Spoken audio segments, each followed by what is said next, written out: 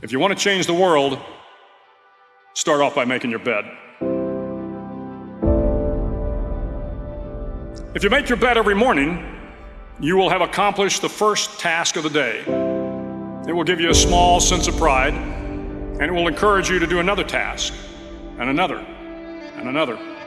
And by the end of the day, that one task completed will have turned into many tasks completed. Making your bed will also reinforce the fact that the little things in life matter. If you can't do the little things right, you'll never be able to do the big things right. And if by chance you have a miserable day, you will come home to a bed that is made, that you made. And a made bed gives you encouragement that tomorrow will be better. I've been a Navy SEAL for 36 years. Every morning in SEAL training, my instructors, who at the time were all Vietnam veterans, would show up in my barracks room, and the first thing they'd do was inspect my bed. If you did it right, the corners would be square, the covers would be pulled tight, the pillow centered just under the headboard, and the extra blanket folded neatly at the foot of the rack.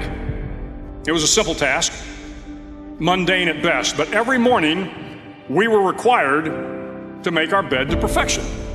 It seemed a little ridiculous at the time, particularly in light of the fact that we were aspiring to be real warriors, tough, battle-hardened SEALs. But the wisdom of this simple act has been proven to me many times over. It matters not whether you ever served a day in uniform. It matters not your gender, your ethnic or religious background, your orientation, or your social status. Our struggles in this world are similar, and the lessons to overcome those struggles and to move forward, changing ourselves and changing the world around us, will apply equally to all. If you think it's hard to change the lives of 10 people, change their lives forever, you're wrong. I saw it happen every day in Iraq and Afghanistan.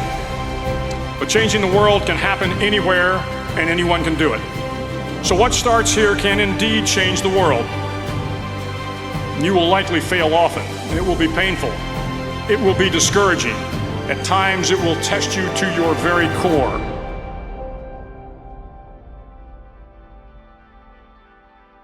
At that darkest moment of the mission is a time when you need to be calm, when you must be calm, when you must be composed, when all your tactical skills, your physical power, and your inner strength must be brought to bear.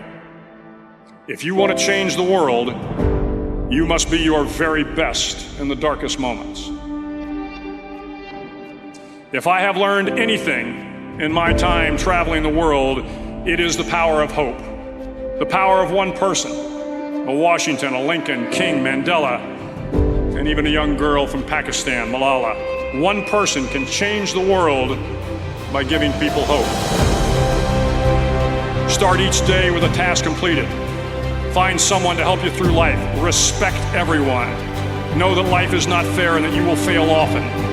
But if you take some risks, step up when the times are the toughest, face down the bullies, lift up the downtrodden, and never ever give up. If you do these things, the next generation and the generations that follow will live in a world far better than the one we have today. And what started here will indeed have changed the world for the better. Finally, in SEAL training, there's a bell.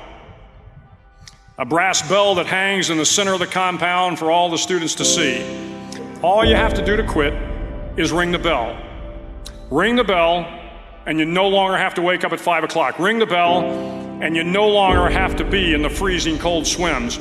Ring the bell, and you no longer have to do the runs, the obstacle course, the PT, and you no longer have to endure the hardships of training.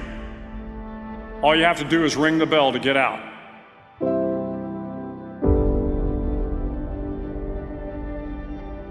If you want to change the world, don't ever, ever ring the bell.